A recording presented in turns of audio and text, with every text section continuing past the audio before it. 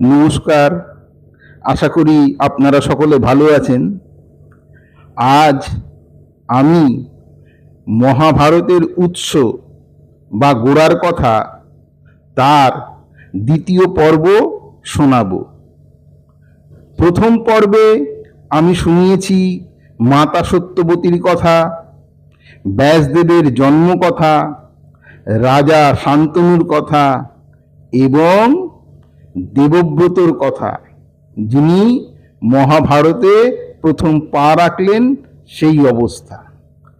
আজ শোনাব দেবব্রত কি করে ভীষ্ম হয়ে উঠলেন সেই কাহিনী। তবে সুধী দর্শকবৃন্দ, আপনাদের সকলের কাছে অনুরোধ, আপনারা এই চ্যানেলটিকে সাবস্ক্রাইব করবেন। আপনাদের সাবস্ক্রিপশান চ্যানেলের আশীর্বাদ স্বরূপ এবং আপনাদের ভালোবাসা এই চ্যানেলের পথের পাথেয়। মা গঙ্গা দেবব্রতকে রাজা শান্তনুর কাছে রেখে দিয়ে চলে গেলেন। তবে তার আগে দেবব্রতকে তিনি সম্পূর্ণরূপে শিক্ষিত করেছিলেন এবং সর্বপ্রকারে প্রশিক্ষিত করেছিলেন। ধনুর্বিদ্যায় সেই যুবক দেবব্রত একজন স্বনামধন্য ব্যক্তি হয়ে উঠেছিলেন।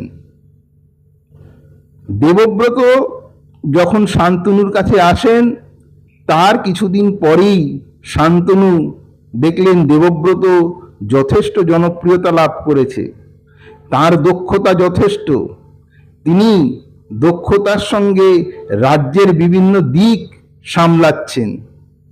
কাজেই তিনি সিদ্ধান্ত নিলেন যে দেবব্রতকে যুবরাজ পদে অভিষিক্ত করবেন।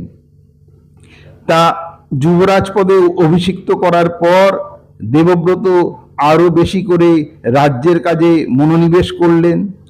রাজা শান্তনু অনেকটা নিশ্চিন্ত হলেন। তিনি খানিকটা জপ টপ নিয়ে থাকতেন বা নিজের মতোই ঘুরে বেড়াতেন।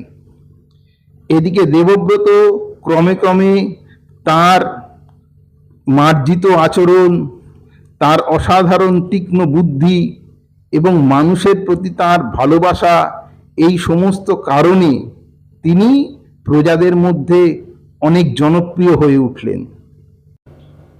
দেবব্রত যখন সুদক্ষ হাতে রাজ্য সামলাচ্ছেন এবং জ্ঞানী গুণী তিনি ক্রমশ প্রজাদের মধ্যে অত্যন্ত জনপ্রিয় হয়ে উঠেছেন, তার অস্ত্রবিদ্যার খ্যাতি যখন বহু দূর অবধি ছড়িয়েছে, এই রকম এক সময় শান্তনু গেলেন মৃগয়া করতে। তিনি ঘুরতে ঘুরতে সেই স্থানে এসে উপস্থিত হলেন যেখানে মাতা সত্যবতী খেয়া পারাপার করতেন। সত্যবতীকে দেখে রাজা অত্যন্ত মুগ্ধ হলেন।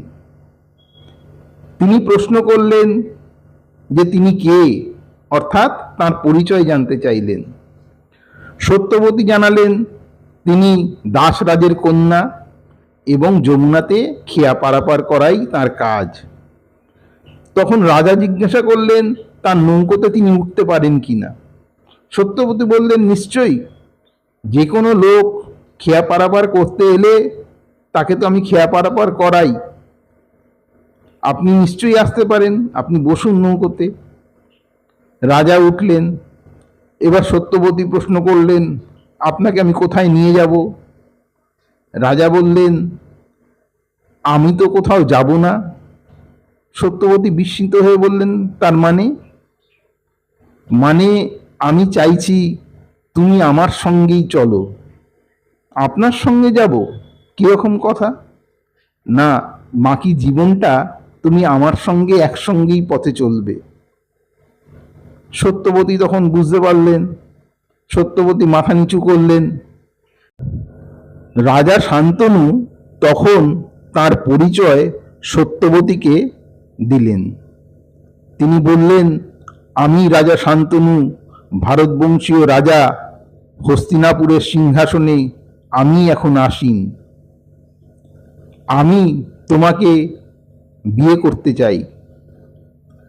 সত্যবতী বললেন, মহারাজ, এ সিদ্ধান্ত তো আমার পক্ষে নেওয়া সম্ভব নয়।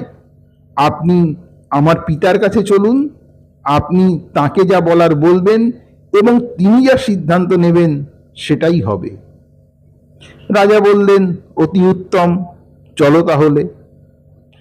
সত্যবতী তাকে নিয়ে গেলেন নিজের গৃহের কাছে এবং দূর থেকে তিনি তার গৃহ দেখিয়ে দিলেন। রাজা গিয়ে দেখলেন তখন দাসরাজ ঘরে নেই। তিনি প্রতীক্ষা করতে লাগলেন দাসরাজ কখন ফেরেন।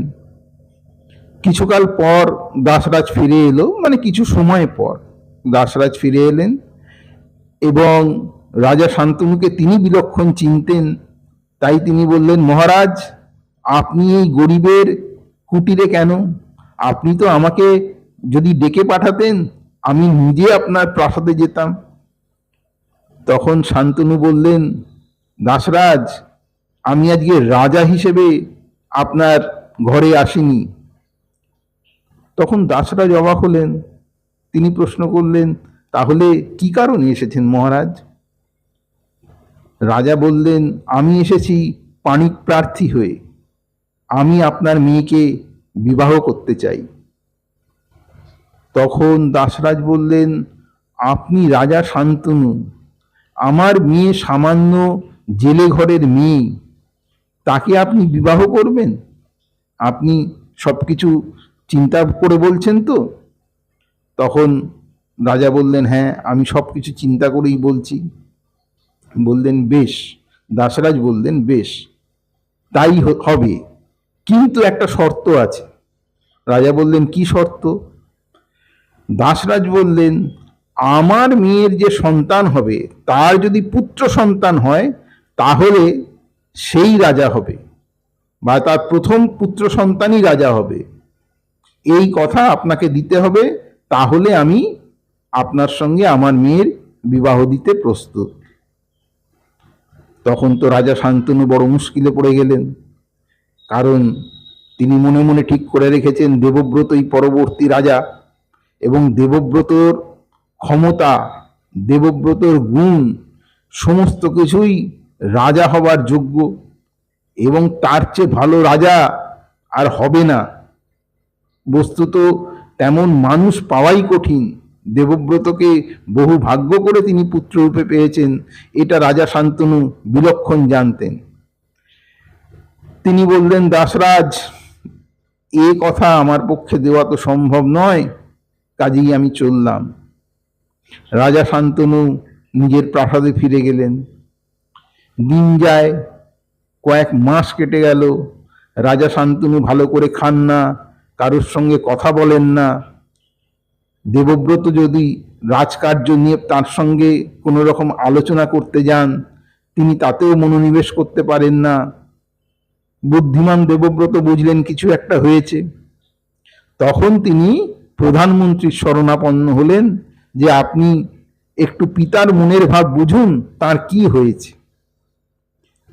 তখন প্রধানমন্ত্রী রাজাকে জিজ্ঞাসা করলেন, তার মতন করে জিজ্ঞাসা করলেন, মহারাজ, আপনার কিছু তো কষ্ট হয়েছে মনে, সেটা কি যদি খুলে না বলেন তার সমাধান কিভাবে হয়?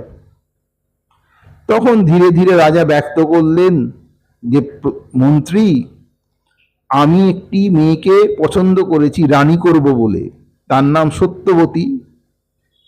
তিনি হচ্ছেন দাসরাজের কন্যা, কিন্তু দাসরাজের শর্ত হচ্ছে আমার সঙ্গে মেয়ের বিবাহ দেবেন এই শর্তে, তার যদি পুত্র সন্তান হয় বা প্রথম পুত্র সন্তান যে হবে তাকেই রাজা করতে হবে। এ কথা, এ বচন দেওয়া আমার পক্ষে সম্ভব হয়নি। তখন মন্ত্রী বললেন, আচ্ছা, এই কথা, ঠিক আছে।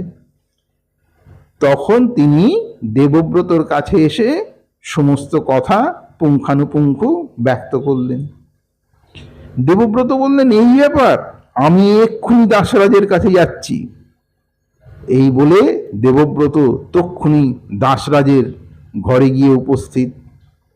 তার বাড়িতে দেবব্রত প্রবেশ করা মাত্রই দাসরাজ ভীত হয়ে পড়লেন কি না জানি এখন হবে। দেবব্রত দুর্দণ্ড প্রতাপশালী লোক এবং তিনি যুবা পুরুষ, তিনি কখন কি করে বসেন। দাসরাজ হাত জোর করে মাথা নিচু করে বললেন, আজ্ঞা করুন যুবরাজ, কি করতে পারি আপনার জন্যে। তখন দেবব্রত বললেন, আপনি আপনার কন্যার সঙ্গে পিতার বিবাহ দিতে রাজি হচ্ছেন না কেন? তখন দাসরাজ সাহস করে বললেন, আমি তো বলেইছি আমার শর্তের কথা। সত্যবতীর যে পুত্র সন্তান হবে সেই রাজা হবে। দেবব্রত বললে, অতি উত্তম, আমি বলছি ওনার যে পুত্র সন্তান হবে তিনিই রাজা হবেন।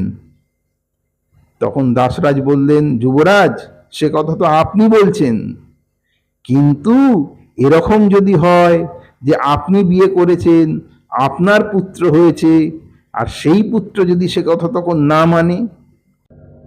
তখন দেবব্রত বললেন, ও আচ্ছা, এইটাই তাহলে আপনার মনে ভয়।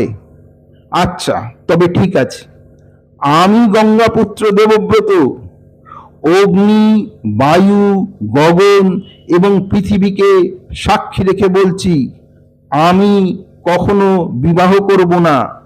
আমি চিরকুমার থাকব। শুধু বিবাহ করব না তাই নয়, আমি আজীবন ব্রহ্মচর্য পালন করব। আজীবন ব্রহ্মচারী হিসেবে থাকব এবং ব্রহ্মচারী হিসেবেই মৃত্যুবরণ করব। এই কথা যারা আশেপাশে ছিলেন শুনলেন, তারা চমকে উঠলেন। এত বড় প্রতিজ্ঞা, এই কথা সমস্ত রাষ্ট্র হয়ে গেল চারিদিক। এত বড় প্রতিজ্ঞা করলেন দেবব্রত তার পিতার জন্যে। সেদিন থেকে এই ভীষণ প্রতিজ্ঞা করার কারণে দেবব্রতর নাম হলো ভীষ্ম। শান্তনু যখন এ কথা শুনলেন, তিনি কেঁদে ফেললেন। তিনি বললেন যে, তুমি আমার পুত্র হয়ে যে কাজ করেছো, আমি তোমাকে বর দিচ্ছি, তুমি যতক্ষণ না ইচ্ছে করবে ততক্ষণ তুমি মৃত্যুবরণ করবে না।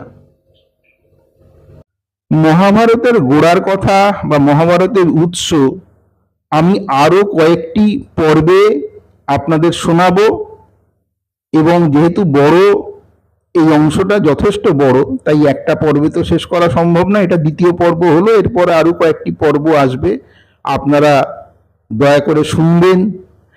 ভালো লাগলে আমার চ্যানেলটিকে লাইক করবেন, শেয়ার করবেন, আর অতি অবশ্যই সাবস্ক্রাইব করবেন।